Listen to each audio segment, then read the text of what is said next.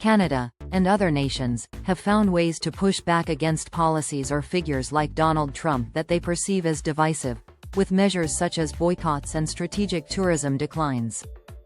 The idea of "Boycott USA" campaigns, especially targeting tourism, directly impacts specific sectors and disproportionately affects red, MAGA-leaning states for several reasons. Here's an explanation of how this works and its broader implications. Now I got the impression that YouTube does not really like political content, so please like and subscribe. It helps content like this to be seen and defeats the algorithm overlord. Also, comments are more than welcome. Why a tourism boycott hurts red states. The most tourism-dependent states are often Republican strongholds. Many red states heavily rely on tourism as a key economic driver. States like Florida, Texas, and Arizona receive a significant portion of their revenue from international travelers. These states often have GOP leadership and were strongholds for Trump's support. International visitors contribute significantly to local economies. Canadian and global travelers bring billions in tourism dollars. Popular tourist destinations like Florida's beaches or Texas's cities depend on these inflows.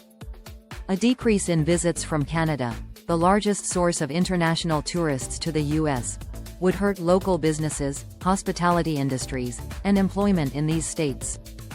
Economic sensitivity to boycotts. Many MAGA supporting areas are more economically vulnerable and less diversified than blue states. A tourism decline in red states disproportionately impacts workers and businesses in service industries like hotels, restaurants, and entertainment.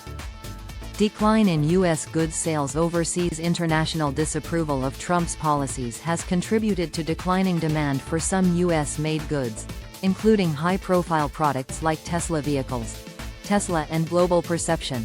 Tesla has faced backlash in international markets for its perceived association with Trump's policies, such as the U.S.-China trade war during his presidency.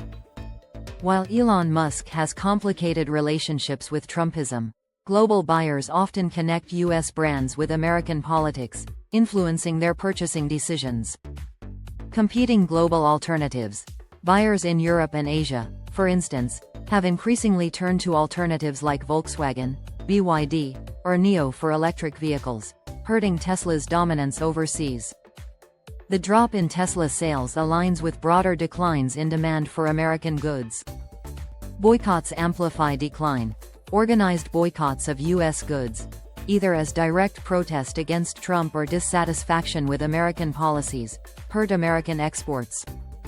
This particularly affects sectors like agriculture, common in rural red states, and manufacturing. How the world supports these boycotts. Global solidarity movements. Many international groups have supported boycotts of U.S. goods and travel in solidarity with policies they view as harmful, such as immigration bans or climate change rollbacks during the Trump administration. Shifting tourism destinations. Canadian and European tourists actively choose destinations perceived as more welcoming, such as Mexico or EU countries, instead of visiting the U.S. Economic pressure as political influence. By strategically targeting red states or MAGA-friendly corporations, global movements aim to send a political message while exerting financial pressure. The decline in international sales or travel makes it harder for those areas to dismiss the consequences of polarizing policies. Conclusion. Canada's pushback against Trump-era policies through tourism boycotts and reduced purchases of U.S. goods has shown that consumer behavior can create economic pressure. Red states, often reliant on tourism and traditional industries, bear the brunt of these actions. Globally, this aligns with growing preferences for alternatives to American products, signaling a shift in global economic ties and trust. So here you have it, folks. Donald Trump, like an elephant in a porcelain store, destroys alliance that existed for decades. The damage to his second term will be long-lasting. He is handing the soft power the United States have over to Russia and China. What do you think? Leave a comment. Please like and subscribe.